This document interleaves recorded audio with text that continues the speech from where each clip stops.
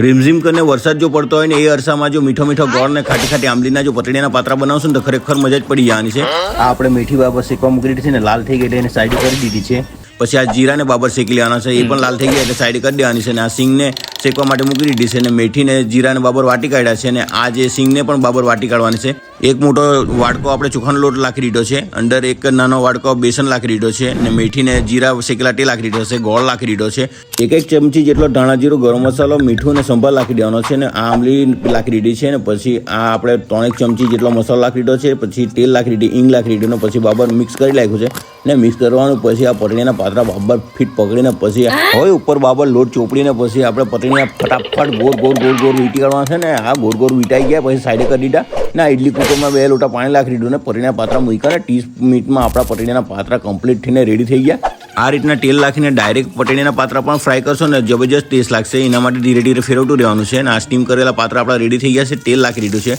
રાઈ લાખી દીધી, ને ડ્રાયને તડ ફોડી નાખીને પછી આ પાત્રા અંદર સેટ કરી દીધા, ને પછી થોડીક ખાંડ લાખી દીધી, ને લાલ થઈ ગયા એટલે પછી સાઈડે કરી દીધા, ને આપણા પાત્રા એકદમ ક્રન્ચી ને કડક ને મજબૂત થઈ ગયા। એટલે પછી આપણે ચાય લઈને બહાર બેસી ગયા, ને ધીરે ધીરે વરસાદ પડ્યા કરે, ને આ કચર અવાજ આવતો થઈ ગયો, ને પછી આ ગરમ ચાય પીધી, ને ગરમ ચાય પીને પતળીના પાત્રા ખરા ને મજા આવી ગઈ। ને મિત્રો આ તમને વિડીયો ગમ્યો હોય તો લાઈક ને ફોલો જરૂર કરજો આપણા વિડીયોને।